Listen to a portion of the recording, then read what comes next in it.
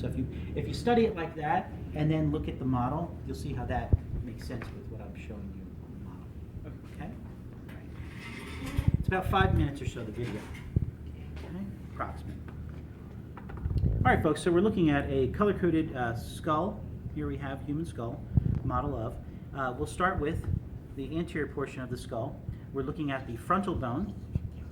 Frontal bone. We have right here, which would be the glabella. That glabella is the portion of the frontal bone. We have here the coronal suture. Coronal suture. Laterally, we're going to view the parietal bones and view the sagittal suture. In the posterior aspect, we're viewing the occipital bone, the occiput, and we'll view the lambdoidal suture. Lambdoidal suture. Also, we'll see this area right here. This is called the EOP, the external occipital protuberance, right there. Now, looking at the lateral aspect of the skull, we have the temporal bone right here. We have the sphenoid bone right here in red. We have the zygomatic bone in purple. This area right here is the zygomatic arch. We have this opening right here, the external auditory meatus or acoustic meatus. We have here the mastoid process. Here's the styloid process. Looking at the anterior of the skull, we have the nasal bone right here. We have the maxilla here. Here's the mandible, your lower jaw. These holes right here are the orbits, nasal cavity. Right. Superior to the orbit, we have this opening right here and here. Either it's a notch or a fissure, a notch or a foramen. Okay, so we call that the supraorbital foramen or notch. Here, infraorbital foramen. In the orbit, we can view this kind of like in tan, is the lacrimal bone and lacrimal fossa.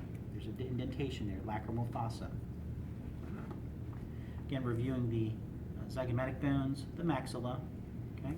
The teeth articulate with the maxilla and the mandible, and that articulation is a gomphosis, that's a joint, the gomphosis, and the area where we call that articulation is a alveolar process. Alveolar processes. Okay. In the nasal cavity, the inferior aspect, we have the vomer.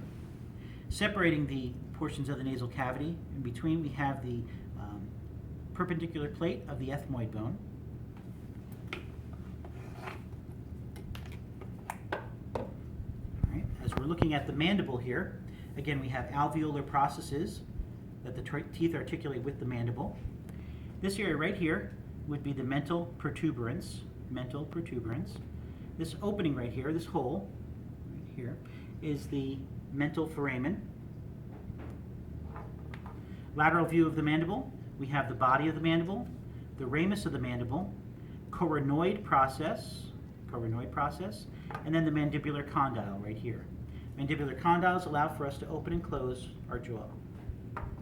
And lastly, this opening right here, the inner portion of the mandible, mandibular foramen. I'll remove the calvarium, and we'll view the inner portion of the skull. 3 areas in particular. We have the anterior cranial fossa, the middle cranial fossa, and the posterior cranial fossa. In the posterior cranial fossa, we have the foramen magnum. In the middle cranial fossa, we have the sella turcica here. And in the anterior cranial fossa, we have this crest here, the crista galli, which has on both sides these holes, which are called the cribriform plate of the ethmoid bone. Cribriform plate of the ethmoid bone. Turn the model over. Here you're viewing the occiput in blue. We're viewing the occipital condyles, foramen magnum. We have here the mastoid processes, styloid processes.